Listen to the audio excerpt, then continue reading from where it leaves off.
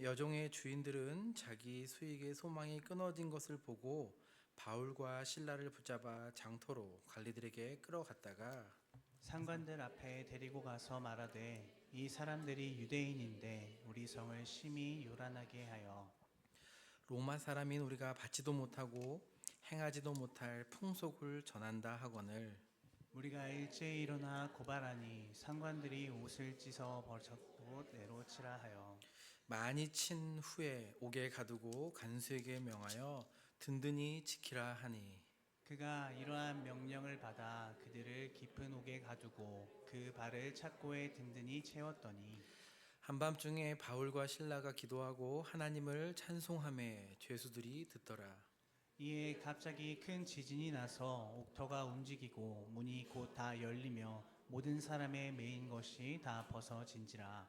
간수가 자다가 깨어 옥문이 열린 것을 보고 죄수들이 도망한 줄 생각하고 칼을 빼어 자결하려 하거늘 바울이 크게 소리질러 이르되 내 몸을 상하지 말라 우리가 다 여기 있노라 하니 간수가 등불을 달라고 하며 뛰어들어가 무서워 떨며 바울과 실라 앞에 엎드리고 그들을 데리고 나가 이르되 선생들이여 내가 어떻게 하여야 구원을 받으리이까 하거늘 이르되 주 예수를 믿으라 그리하면 너와 내 집이 구원을 받으리라 하고 주의 말씀을 그 사람과 그 집에 있는 모든 사람에게 전하더라.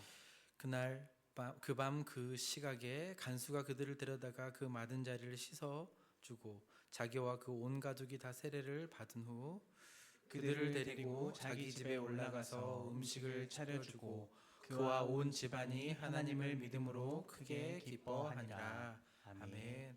오늘 본문을 가지고 누가 우리의 주인인지 누가 우리의 주인인가 함께 말씀 살펴보겠습니다. 예수를 믿는다는 것, 우리가 믿음 생활을 하는데 이것을 한마디로 정의한다면 여러분은 어떻게 말씀하실 수 있겠습니까? 아마 다양한 설명들 또는 나의 경험들이 머리에 떠오를 것입니다. 예수를 믿는다는 것은 구원을 받은 것이다. 영원한 생명을 얻은 것이다. 거듭난 것이다. 또 새 사람이 된 것이다. 천국의 시민권이 된 것이다. 또 하나님을, 예수님을 인격적으로 영접하면서 내가 그분의 자녀가 되었다 라고도 말할 수 있을 것 같습니다. 또한 나의 신분과 소속도 바뀌었다. 이렇게 사실 다양하게 예수 믿는다는 것이 무엇인지 누가 나에게 묻는다면 여러분들도 아마 한두 가지쯤은 답변하실 수 있을 것 같습니다. 그런데 저에게 물어본다면 또 오늘 본문을 나누면서 만약에 저에게 예수 믿는다는 것이 무엇입니까? 라면 제가 뭐라고 대답하겠습니까? 그것은 주인이 바뀌는 거다라고 대답하고 싶습니다. 예수를 믿는다는 것은 뭐라고요? 주인이 바뀌는 것이다. 사실 이것은 저만의 대답이 아니라 우리의 믿음의 선배들이 또 기독교 신앙에 관심을 갖고 세례를 받기 원했던 세례자들이 또 우리의 신앙 고백서에도 이렇게 기록되어 있습니다. 아마 여러분들 가운데 학습과 세례를 받으셨다면 아마 오래전에 받으셔서 많이 기억나지 않겠지만 이제 학습과 세례 받았을 때 가장 처음 묻는 질문이 있습니다. 문답을 하는데 제일 먼저 묻는 질문 1번이 뭔지 아십니까? 이것입니다. 학습을 또는 세례를 누가 받을 수 있을까요?가 1번 질문입니다. 누가 받을 수 있을까요? 아무나 아닙니다. 답이 뭐냐면 예수님을 주와 구주로 믿는 자가 받을 수 있습니다. 이렇게 써 있습니다. 학습 때도 그렇고 6개월 이후에 세례교육 받을 때도 누가 학습과 세례를 받을 수 있습니까? 예수님을 주와 구주로 믿는 자가 받을 수 있습니다. 이렇게 되어 있습니다. 잘 아시는 것처럼 예수님이 나를 죄악에서 건지신 유일한 구원자라는 고백입니다. 동시에 그 주님이 나의 주인 되십니다 라는 고백을 하는 자만이 학습과 세례를 받으면서 기독교인이 된다는 것입니다. 잘 아시는 소책자 중에 내 마음의 그리스도의 집이라는 책이 있습니다. 오래전에 나온 책인데 길지도 않은 분량인데 예수를 믿는다는 것이 무엇인지 마치 동화처럼 우리 가운데 설명을 해줍니다. 저자는 예수를 믿고 살아간다는 것이 자신의 삶의 주제성을, 주인됨을 바로 주님께 드리는 것이라고 이야기합니다.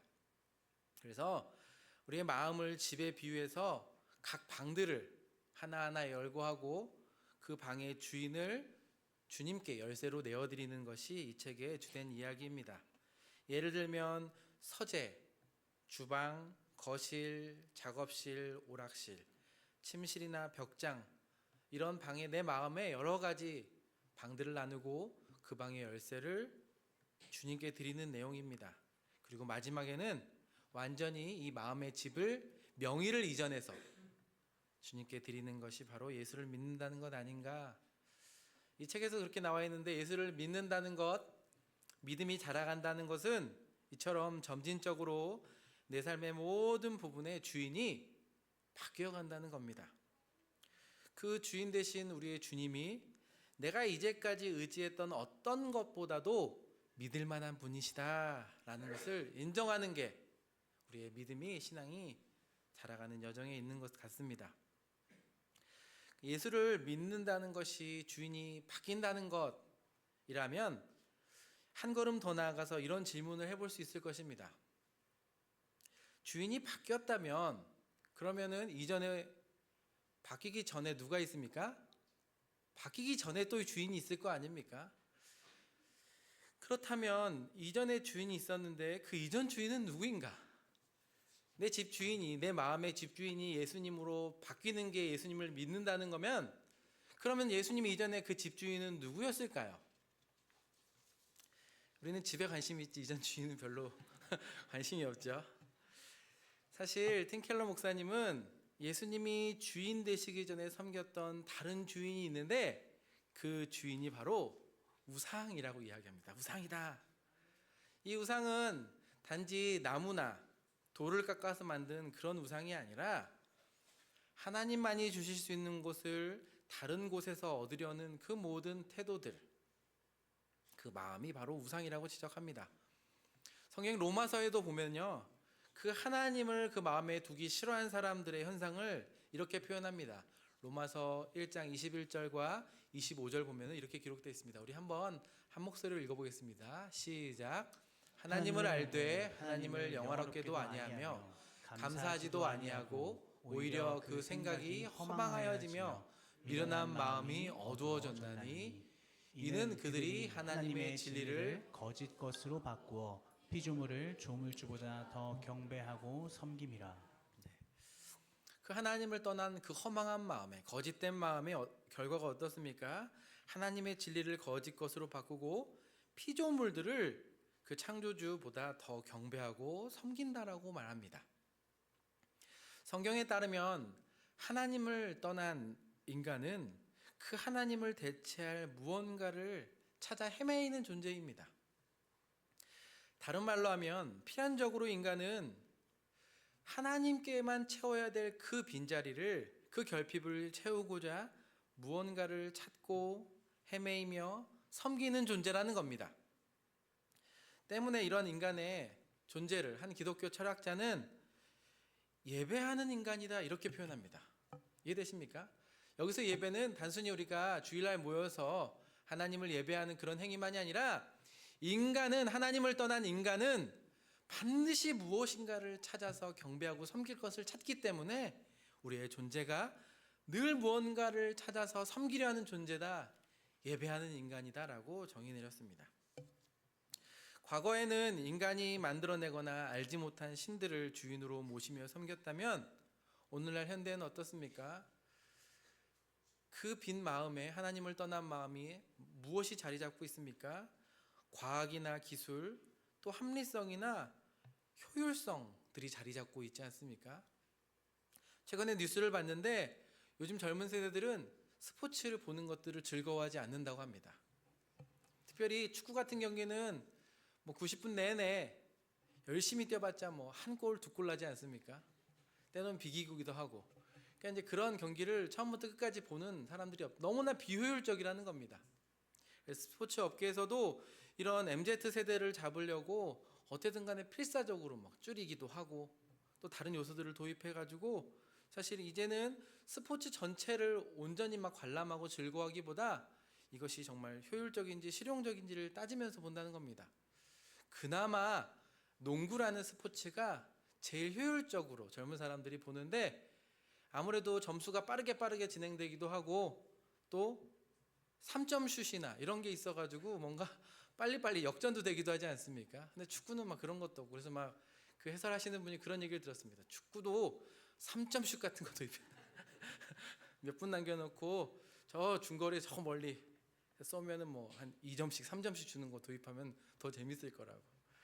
어쨌든 오늘날에는 이런 과학과 기술, 효율성, 경제성 이런 부분들이 어느샌가 너무나 상식적으로 우리의 마음에 우상처럼 자리 잡게 되었습니다. 외모, 권력, 돈, 성취, 사랑, 사실 어떻게 보면 이 모든 것이 우리의 삶 전반에 너무 딱 달라붙어서 우상인지도 모른 채 섬기며 살아간다라고 팀켈러 목사님은 지적합니다. 과거나 현재나 우상의 형태는 다르지만 그 본질은 동일합니다. 그 본질이 무엇입니까? 그것이 어떤 형태든 하나님보다 더 중요하고 더 크게 우리의 마음과 생각을 차지하는 것입니다. 우리가 너무나 사랑하는 것 또는 그것을 잃을까 두려워하는 것 이런 것이 다 우리의 옛 주인이라고 이야기합니다. 예를 들어서 안정감, 또 자녀에 대한 애착, 또 내가 존중받는 것, 취미나 내가 가진 경험, 심지어 그런 운동이나 취미 같은 좋은 것일지라도 그것이 내게 없다면 안 된다거나 또 이것만이 나를 나답게 한다라고 믿는다면 바로 그것이 내가 지금 경배하는 것이고 예배하는 것이고 그것이 바로 우상이라고 얘기하는 것입니다. 어떤 분도 이렇게 얘기할지 모르겠습니다. 감사하게 저는 그런 게 없습니다. 하나도 없습니다. 대신에 저는 그런 주인 없이 오직 저 자신만 믿고 혼자 여지껏 살아왔습니다. 그런 분들의 주인은 누구입니까? 바로 자기 자신이 주인입니다. 때문에 예수를 믿는다는 것은 내 삶에 이런 다른 우상이 정말 참 주인 되시는 예수님으로 바뀌었다는 것, 이와 더불어서 하나 더 생각해 볼 것은 바로 우리가 그 주인을 섬길 때에 사실 우리는 그 섬기는 대상의 종이 된다는 사실을 한번 이 말씀을 통해서 살펴보고자 합니다. 때문에 오늘 말씀을 통해서 설교 제목처럼 두 가지를 살펴보고자 하는데요. 두 가지를 제가 아이들한테 얘기했는데 두 가지밖에 없다고. 두 가지인데요. 첫째는 누가 진짜 나의 주인인가? 그리고 나는 어떤 종인가 함께 묵상해 보고자 합니다. 읽진 않았지만 16절부터 시작하는 본문의 배경을 잠깐 언급하자면 바울이 성령의 인도하심을 따라서 마게도냐로 목적지를 바꾸어 전도 여행을 합니다. 그리고 그 마게도냐 지방의 첫 성인 빌립보에서 만난 사람들과 사건에 대한 기록이 오늘 본문의 배경입니다. 여기서 귀신 들린 여종을 바울이 귀신을 내어 쫓아 고쳐주고 또 이로 인해서 고발을 당하고 부당하게 맞고 옥에 갇혔지만 여러분 잘 아시는 것처럼 한밤중에 바울과 실라가 기도와 찬송하는 가운데 옥문이 열리고 또 우리가 너무나 잘 알고 있는 그 간수, 이름은 모르지만 그 간수, 그 가정에 주 예수를 믿으라 라는 그 가정에 구원이 임하는 사건이 기록된 본문이 오늘 본문의 배경입니다. 특별히 16절부터 40절까지 오늘 본문에는 각자 다른 주인을 섬기는 네 부류의 사람들이 등장합니다. 각자 다른 부류의 다른 주인을 섬기는 다양한 인생들이 존재하는데 특별히 오늘은 가장 먼저는 귀신을 주인으로 섬기는 여종이 등장을 합니다. 그 여종은 그 귀신을 힘입어 점을 치며 살아갑니다. 점을 치면서 자신의 가치와 존재를 증명하고 생명을 유지하면서 살아가는 존재입니다. 아무리 이 귀신이 싫어도 사실은 이 귀신이 이 여종의 주인이기 때문에 자신이 원하는 것을 모든 것을 이 귀신으로부터 얻기 때문에 떨쳐낼래야 떨쳐낼 수 없이 살아가는 존재입니다. 두 번째는 그 여종의 주인들이라고 표현합니다. 주인들이라는 복수로 표현된 것으로 보아서 한 명이 아니라 아마도 연합체나 여럿으로 추정이 됩니다. 이들이 섬기는 주인은 바로 물질입니다. 그 물질을 주인으로 삼아서 자신의 배를 불리고 다른 사람들은 안중에 없습니다. 이 부를 위해서라면 무엇이든지 할 수 있고 착취할 수 있는 사람들입니다. 이 물질을 섬기는 이들이 어떻게 이 물질을 주인으로 삼아서 종노릇하는지가 뒤이어서 나오는데, 바울이 예수 그리스도의 이름으로 그 여종, 귀신 들린 여종을 귀신을 내어 쫓지 않습니까? 그러자 이 주인들이 어떻게 합니까? 사실은 한 영혼이 귀신으로부터 노임받은 사실을 기뻐하고 감사하기보다 오히려 자신의 수입원이 끊겼다는 사실로 인해서 바울과 실라를 고발합니다. 고발하는 명목도 사실 솔직하게 저 바울과 실라 때문에 내 수입이 끊겼다가 아니라, 내가 돈을 사랑하는데 이것이 더 이상 나에게 오지 않는다가 아니라, 교묘하게 이들이 이 성을 요란하게 하고 있다, 우리가 받지 못할 풍속을 전한다라고 이야기하면서 사실 너무나 터무니없는 이유로 고발합니다. 세 번째 부류의 사람은 우리가 너무나 잘 아는 바울과 실라입니다. 그의 주인은 바로 예수 그리스도십니다. 그들은 현재 심하게 맞아서 감옥에 있습니다. 그들이 한 것이라고는 한 영혼이 귀신의 종노릇하고 있는 그 영혼을 자유케 한 일밖에 없습니다. 하지만 이로 인해서 돌아온 것은 오히려 악한 자들에 의해서 억울하게 누명을 쓰고 또 고발을 당합니다. 단순한 고발이 아닙니다.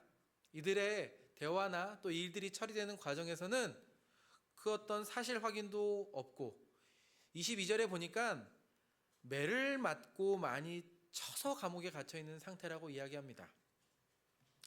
훗날 이런 상황을 사도 바울이 데살로니가전서 2장 2절에서 이렇게 회상하면서 기록합니다. 내가 그때 빌립보에서 고난과 능욕을 당했었더라고. 그러니까 그가 한 것은 악한 영에 사로잡힌 사람을 자유케 한 일밖에 없는데 수많은 고난과 능욕을 당했습니다. 이런 불법적이고 부당하고 또 옥에 갇혀서 아무것도 할 수 없을 것 같은 바울과 실라가 그들이 한 행동이 25절에 기록되어 있습니다. 무엇을 합니까? 한밤중에 찬양과 기도를 드리고 있다라고 이야기합니다. 우리 25절 말씀 우리 한 목소리로 한번 읽어보도록 하겠습니다. 함께 읽겠습니다. 시작. 한밤중에 바울과 실라가 기도하고 하나님을 찬송하며 죄수들이 듣더라.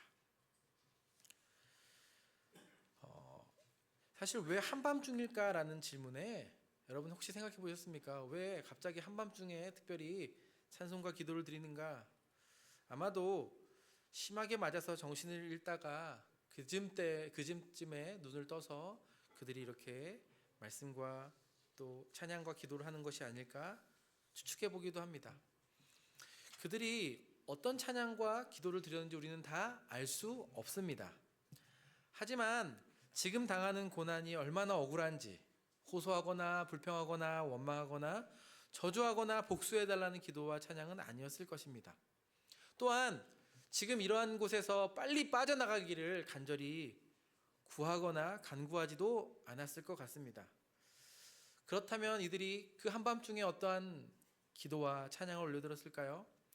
추측하건대 그 한밤중에 울려 퍼진 그들의 찬양과 기도는 현재 받고 있는 고난 그리고 묶임, 이 현실에 대한 비관과 낙심이 아니라 오히려 이러한 상황 가운데서도 주님을 의지하고 영원한 승리와 소망을 향한 찬양과 또 기도가 아니었을까 생각해 보게 됩니다.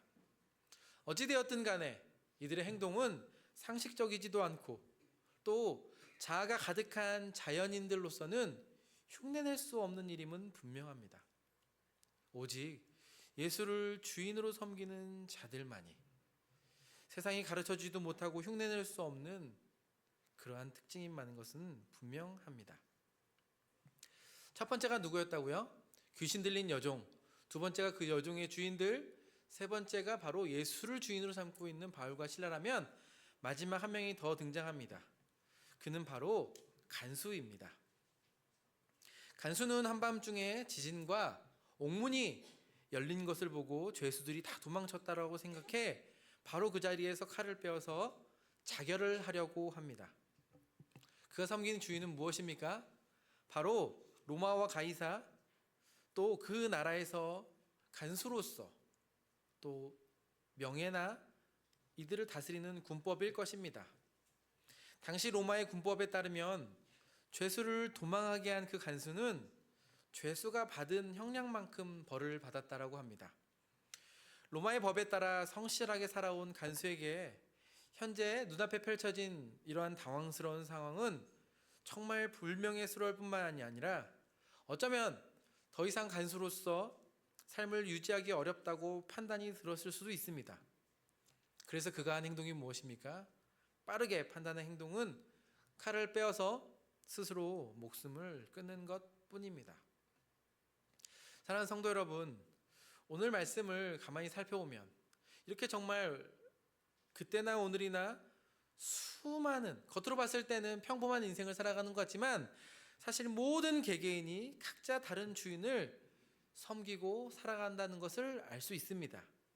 오늘 말씀은 오해와 억울한 고난 가운데서도 예수 믿는 사람들은 바울과 실라처럼 어떤 상황에서든 찬양과 기도를 하면서 믿음으로 살아야 된다는 것을 이야기하는 것이 아닙니다. 또 간수나 귀신 들린 여종들 또는 주인들처럼 악한 길에서 돌이켜서 주님을 따르는 신앙을 가져야 됩니다라는 것을 이야기하는 것도 아닙니다. 그럼 오늘 본문이 이러한 다양한 주인을 소개하면서 무엇을 말하고자 하는 것입니까?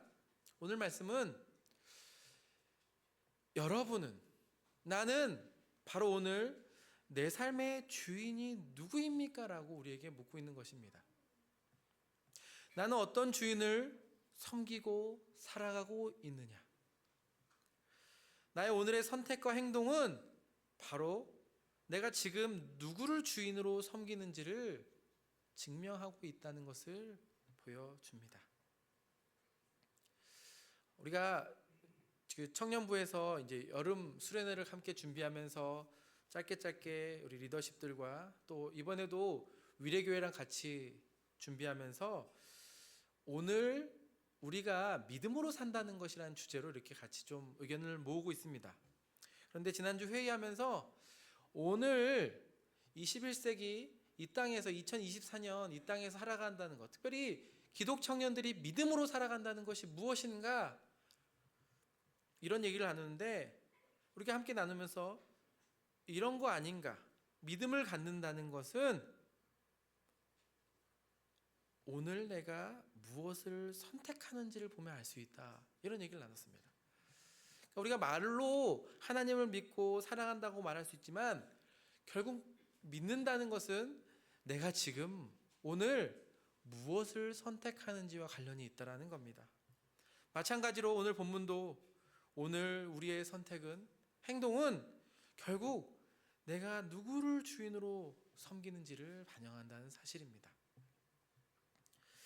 나의 주인이 정말 누구인가? 여러분 스스로 한번 이 말씀 앞에서 물어보는 시간이 되기를 바랍니다. 두 번째로, 앞서 질문한 나의 주인이 누구인가라는 질문은 누구에 대한 질문이라면, 두 번째 생각해보고 싶은 주제는 그렇다면 나는 어떤 종인가에 대한 질문입니다. 어떤 종인가? 우리가 그리스도를 나의 주인으로 고백한다는 것, 주님이 나의 주인이십니다라는 것은 자연스럽게 나의 정체성이 결정되는 고백입니다.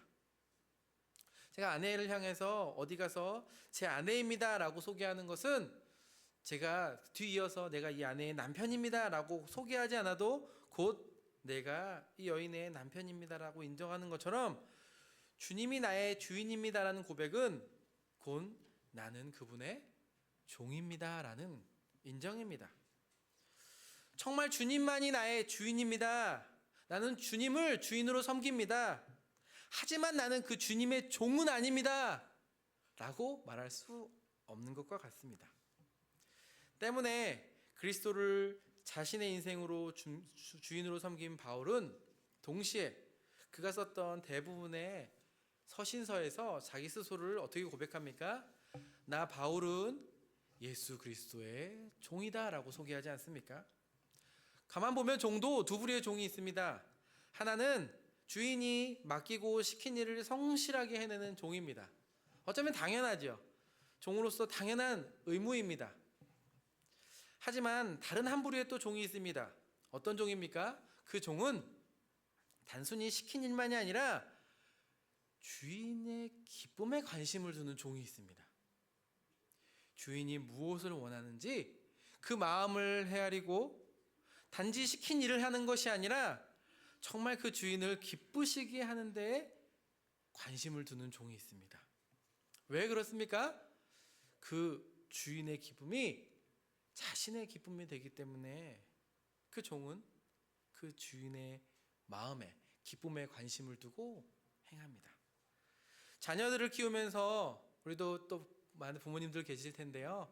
자녀를 키우면서 소소한 기쁨이 참 많지만 또 모르겠습니다. 자녀들이 자라가면서 누리는 기쁨 중에 하나는 성장하면서 자녀들에게 누리는 기쁨 중에 하나는 자녀들이 어렸을 때는 부모의 보호 아래서 또 시킨 일들을 하다가 이제 어느 정도 성장하면서 정말 스스로 부모를 기쁘게 하기 위해서 하는 일을 볼 때 부모로서 참 뿌듯하고 기쁠 때가 많은 것 같습니다. 최근에 저도 저희 자녀들에게 필요에 따라서 6월부터 얼마 되지 않았습니다. 용돈을 주기 시작했습니다. 주급인데 잔돈이 없어서 이제 이렇게 2주씩 묶어서 용돈을 주기 시작했는데 뭐 학교 가면 뭐 아이들 뭐 필요한 것도 사고 이렇게 원래는 용돈 주면서 얼마 되지도 않은 거 주면서 모아서 중요한 일이라고 막 이렇게 주었는데 실제는 아이들이 뭐 이렇게 쓰는 것도 또 많더라고요. 그러면서 이제 몇 해 전부터인가 저희 가정에 그 저나 아내 생일이나 어버이날 때 이런 문화가 생겼습니다. 어떤 문화냐면 아이들이 이렇게 뭔가 챙겨주는 것도 있지만 우리가 원하는 것을 얘기해서 원하는 걸 받자. 그래서 이제 미리 얘기를 해놓는 겁니다. 이거 필요해. 그래서 한 2년 전인가 저희 에어팟이라고 이렇게 이어폰이 고가의 이어폰이 있는데 이번 아빠의 생일은 이어팟이었으면 좋겠어. 에어팟이었으면 좋겠어. 이렇게 선포한 적이 있습니다. 그럼 아이들이 또 그걸 모으려고 이렇게 하잖아요. 대신에 조건을 달았습니다. 대신에 지금 아빠의 지금 쓰고 있는 이어폰이 고장 나면 그때 사줘. 한 2년 동안 고장이 안 나가지고 2년 동안 생일 선물을 못 받았는데 어쨌든 최근에 아내가 아이들한테 엄마 생일 선물로 받고 싶은 게 있다라고 얘기했습니다. 그런데 며칠 전에 아이들이 막 그 고민을 하는 거예요. 뭘 고민하냐 봤더니 자기가 돈이 없다는 거예요. 돈이 왜 없냐? 아빠가 이렇게 용돈을 주는데 했더니 엄마가 필요한 거를 사주려면 돈이 이렇게 필요한데 자기가 지금 가지는 용돈으로는 턱이 없다는 거예요. 그 얘기를 듣고 제가 하마터면은 제 여기까지 아내한테 여보 용돈을 올려줄까? 라는 말 여기까지 나올 거를 잘 참았습니다. 부모의 기쁨들이 그런 거 아니겠습니까? 자녀가 시킨 일들 잘 해주는 것만으로도 기쁘죠. 요즘에는 부탁하는 것들을 잘 해주는 것만으로도 기쁜데 사실 부탁하지 않았는데 부모의 마음을 알아서 자녀들이 무언가를 해줄 때 참 마음이 기쁩니다. 여러분, 우리 주인 되시는 하늘 아버지의 기쁨이 무엇입니까? 한번 생각해 보셨습니까? 우리 주님은 무엇을 기뻐하실까? 내가 그분의 정말 값없이 주시는 은혜를 받아서 구원받았는데 내가 이렇게 있다가 천국 가는 것을 기뻐하실까? 정말 드릴 수 없는데 내 인생 전부를 구원해 주신 그분 앞에 정말 무엇을 더 드리면 그분이 기뻐하실까? 사실 우리가 생각해 볼 수 있는 것이 많은 것이 있겠지만 오늘 본문은 그리고 성경이 이 주인의 기쁨이 단 한 가지가 있는데 그것이 무엇이냐면 마치 누가복음 15장에 집 나간 둘째 아들이 그 아버지의 품을 떠나서 인생의 가치와 의미와 기쁨을 너무나 허망한 곳에서 찾아서 살아가는 그 인생을 돌이켜서 하나님 품으로 돌아오는 것, 아버지 품으로 돌아오는 것을 기다렸던 것처럼 하나님의 품을 떠나 헛된 주인을 섬기며 사망의 노예로 살아가는 자녀들이 다시 아버지의 집과 품으로 돌아오는 것을 가장 기뻐하지 않으시겠습니까? 다시 한번 빠르게 본문으로 돌아와 봅시다. 바울과 실라는 하루 종일 맞은 몸으로 한밤중에 어쩌면 몸을 가누기도 힘겨운데 찬송과 기도를 합니다. 그 순간 마치 바울과 실라의 주인 되신 하나님께서 듣고 계셨던 것처럼 응답이라도 하듯이 큰 지진이 났다라고 기록합니다. 사실 당시 빌립보는 크고 작은 지진들이 자주 발생했다라고 합니다. 하지만 지금 이 지진은 그러한 지진과 다르게 특별한 기적이고 하나님의 간섭과 하나님의 역사하심입니다. 옥문이 열리고 든든히 채웠던 차고가 풀렸습니다. 과거에도 이런 일이 있었는데 베드로가 옥에 갇혔을 때 천사의 도움으로 옥을 빠져나온 적이 있지 않습니까? 지금 바울과 실라에게도 그런 기회가 왔습니다. 하지만 그들은 그러한 선택을 하지 않았습니다. 이러한 기회를 틈타 도망치지도 않았습니다. 오히려 지금 이 기회를 생명의 복음을 전할 기회로 삼습니다. 심지어 뒤에 37절에 보면은 사실 스스로 풀려날 때 뭐라고 얘기하지 합니까? 내가 스스로 로마인임을 드러내면서 사실 나 역시 로마인인데 이 로마 시민권 가진 사람을 이렇게 대하는 것이 합당하지 않다라고 이야기하지 않습니까? 말씀을 보면은 아니 이런 얘기는 좀 맞기 전에 좀 하지, 그렇게 두드러 맞기 전에 좀 하면 얼마나 좋겠습니까? 하지만 바울은 스스로의 권리를 포기하는 것입니다. 왜 이렇게 미련한 짓을 합니까? 바로 이것을 기회로 삼아서 그 주인께서 기뻐하신 일을 하고자 하기 위함입니다. 스스로 생명을 버리려는 간수에게 내 몸을 상하게 하지 말라고 말하며 하던 행동을 멈추게 합니다. 그리고 우리가 다 도망가지 않고 여기 있다라고 안심시킵니다. 그러자 간수는 등불을 들고 들어가서 확인하면서 바울과 실라 앞에서 엎드립니다. 그리고 다시 그들을 불러내어서 이렇게 묻습니다. 선생들이여, 내가 어떻게 하여야 구원을 받을 수 있겠습니까? 진심 어린 질문이죠. 여기서 간수가 말하는 구원은 무엇입니까? 사실 죄수들이 도망치지도 않았고 스스로도 목숨을 건졌기 때문에 어떤 위협으로부터 건짐을 받는다는 의미의 구원은 아닐 것입니다. 그렇다고 갑자기 간수가 우리가 아는 것처럼 정말 나도 예수를 믿어서 구원받고 싶습니다 라는 의미의 구원이라기보다는 바로 이러한 정말 큰 지진으로 인해서 발생한 기적과 신적인 개입 앞에서 또 마치 이 바울과 실라가 신의 아들들처럼 이 기회를 엿보아 탈옥하거나 벗어나지 않고 이들 앞에 서서 느끼는 거룩한 두려움으로 그들 앞에서 즉각적으로 엎드려 정말 당신이 믿는 그 신이 누구십니까? 저에게는 말씀을 준비하면서 이런 질문으로 들렸습니다. 당신의 주인은 도대체 누구입니까? 당신이 따르는 주인은 누구입니까? 나도 그런 주인을 따르고 싶습니다. 이런 간수의 질문 앞에 바울은 즉각적으로 이렇게 이야기합니다. 우리 마지막으로 31절, 32절인데요. 우리 한 목소리로 읽어보겠습니다. 시작. 이르되 주 예수를 믿으라. 너와 내 집이 구원을 받으리라 하고 주의 말씀을 그 사람과 그 집에 있는 모든 사람에게 전하더라. 아멘. 바로 그 즉시 바울과 실라는 정말 우리 주인 되시는 주님께서 기뻐하시는 이 소식을, 주 예수를 믿으라,